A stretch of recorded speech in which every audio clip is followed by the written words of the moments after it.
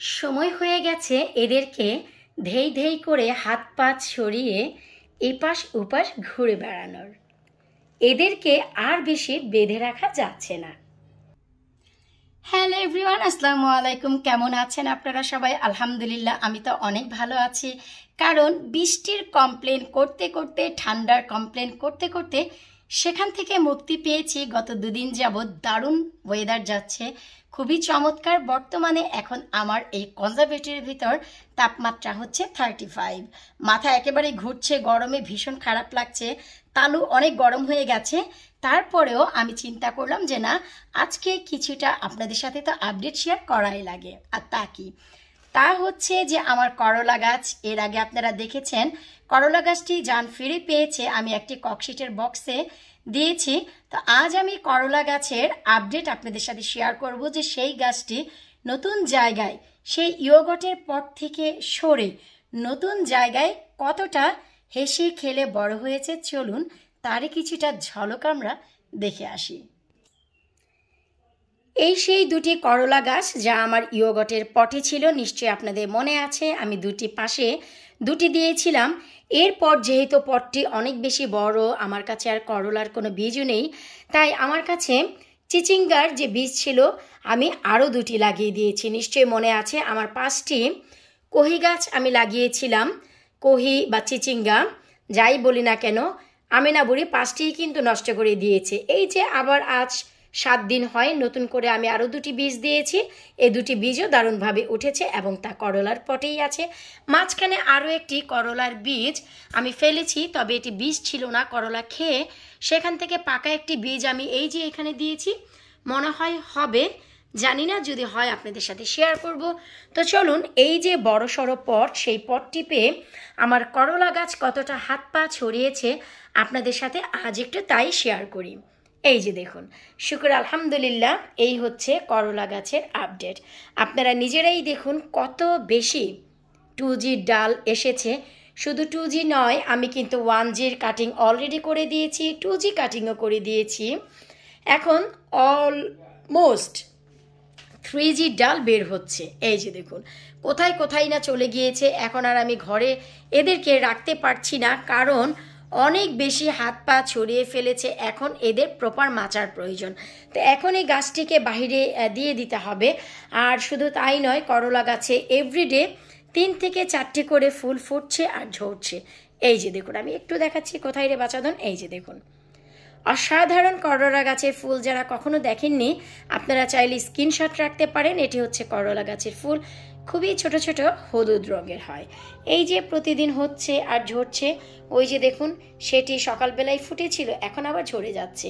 আর কি পরিমাণ ছেলে ফুল এসেছে তা তো দেখতেই পাচ্ছেন, কারণ এগুলো সব হচ্ছে 1Gর ডাল। যখনই আমাদের 2Gর ডালগুলো চলে আসবে, সেখানেই আলহামদুলিল্লাহ আশা রাখা যাচ্ছে যে আমাদের করলাও চলে আসবে। তো এখন এই যে করলা গাছ, এই করলা গাছে এখন কালো কালো অনেক পিঁপড়া আসবে। তো এখন হচ্ছে প্রপার যত্নের প্রয়োজন। এখন এই করলা গাছে বাগ কিলার স্প্রে করতে হবে। আমি যে কীটনাশকই ব্যবহার করি আপনাদের সাথে শেয়ার করব। করলা গাছে কিন্তু নিম অয়েল ছাড়া কোনো প্রকারের বাগ কিলার দিয়ে করলা গাছ বাঁচানো যায় না। অতিরিক্ত কালো কালো পোকা চলে আসে। আপনারা চাইলে বাজারের কেনা বাগ কিলারও ব্যবহার করতে পারেন। যারা যেই জিনিসে কমফোর্টেবল আপনারা সেই জিনিসটি করবেন, সেই কাজটি করবেন। কখনই এটা করবেন না যে আমার ভিডিও দেখে আপনারা একটি কাজ করলেন, একটি উপদেশ নিলেন, আরেকজনের ভিডিও দেখে সেটা অ্যাপ্লাই করলেন। কখনই সেটা করবেন না, এতে করে উপকারের থেকে আরও বেশি অপকার হবে। কারণ হচ্ছে আমি গাছের যত্ন করব একভাবে, আরেকজন করবে আরেকভাবে। আপনারা যেটাই ফলো করবেন চেষ্টা করবেন শুরু থেকে শেষ পর্যন্ত তার ভিডিওটি ফলো করতে।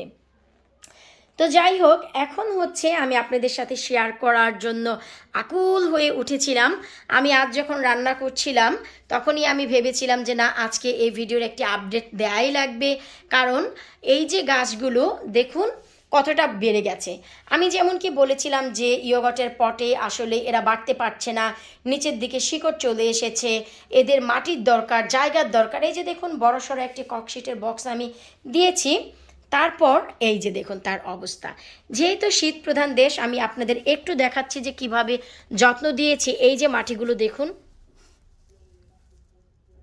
আনবিলিভেবল হলেও এতটা শুকনো মাটিতেই কিন্তু এত চমৎকারভাবে করলা গাছগুলো হচ্ছে এবং আমার এই চিচিঙ্গা বা কহি গাছগুলো হচ্ছে। কারণ শীতপ্রধান দেশে আমাদের পানির অনেক অল্প ব্যবহার করতে হয়, আর শীতপ্রধান দেশে আমাদের যে কাজটি করতে হয়, সার কিন্তু আমি এখনও পর্যন্ত লিকুইড সার ব্যবহার করছি। কারণ পানি যেহেতু অনেক অল্প দিতে হয়, আমি যদি 3 দিন পর একদিন পানি দেই তাহলে সেটা সরাসরি সারই ব্যবহার করতে পারি, নর্মাল পানির কোনো প্রয়োজন হয় না। আর আমাদের যখন সামার টাইমে সার ব্যবহার করব তখন শুকনো জৈব সারটি বেশি ব্যবহার করব, কারণ গাছে অনেক পানি দিতে হয়, পানি দিলে মাটি ডাম্প থাকে, শুকনো ফার্টিলাইজার তখন দিয়ে দিলে স্লোলি তা গাছের শিকড়ে চলেই যায়।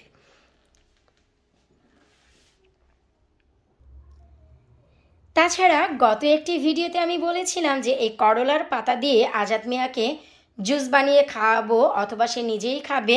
সে খেয়েছে, তা দেখে অনেকেই জানতে চেয়েছেন যে এই করলার পাতা কেন খাবো, কিভাবে জুস করে খাবো। আমি আপনাদের প্রশ্নের উত্তরগুলো দিয়ে দিয়েছি, তারপরেও যেহেতু ভিডিওতে আছি আমি একটু বলে দিই। এই যে করলা পাতাগুলো আপনারা একেবারে এই ডোগাসহ নিচের পাতাগুলো সব নিয়ে নেবেন, নিয়ে খুব বেশি পানিতে পাতাগুলো দিয়ে ব্লেন্ড করে আপনারা খেয়ে ফেলবেন, যাদের তিতার কোনো সমস্যা নেই। আর যাদের কাছে একটু তেতো মনে হয় তারা সেই পানিটি ছেঁকে তারপরে নাক বন্ধ করে খেয়ে নেবেন। বেটার হয় আপনারা একটু পাতলা করে খুবই স্মুথ করে এই ব্লেন্ডারে পাতাগুলি ব্লেন্ড করবেন, যেন কোনো ছেঁকে নিতে না হয়। শুরুতেই পাতাগুলো ধুয়ে নেবেন। এবং অনেকেই বলেছে যে কেন করলার পাতা খাবো, আমি বলেছি ডায়াবেটিসের জন্য অনেক ভালো। কেন ভালো? কারণ এই করলার পাতায় রয়েছে 1000% এলিমেন্ট, যা আমাদের ডায়াবেটিসের রুগীদের যে শরীরে সুগার আছে সেই সুগারটিকে একেবারে ডাল করে রাখে, একেবারে কমিয়ে দেয়। করলার পাতা ডায়াবেটিস রুগীদের যে সুগার লেভেল এবং যে সুগার সেটাকে কখনোই বাড়তে দেয় না। খুবই খুবই খুবই উপকারী একটি জিনিস হচ্ছে এই করলা। যেহেতু ভিডিওতে আছে আমি আপনাদের জন্য আরও একটি তথ্য দিয়ে দিচ্ছি। আপনারা যদি এই করলার সাথে কিছুটা কালি জিরা একসাথে অ্যাড করে ব্লেন্ড করতে পারেন, ট্রাস্ট মি, আপনাদের অনেক রোগের মুক্তি পাবেন। যারা অনেক রোগে ভুগছেন, হাঁটু ব্যথা, পা ব্যথা, কোমর ব্যথা, ক্যালসিয়ামের প্রবলেম এবং এক্সেস ফ্যাটের প্রবলেম, এক্সেস সুগারের প্রবলেম, আপনাদের সমস্ত প্রবলেমের সমাধান চলে আসবে।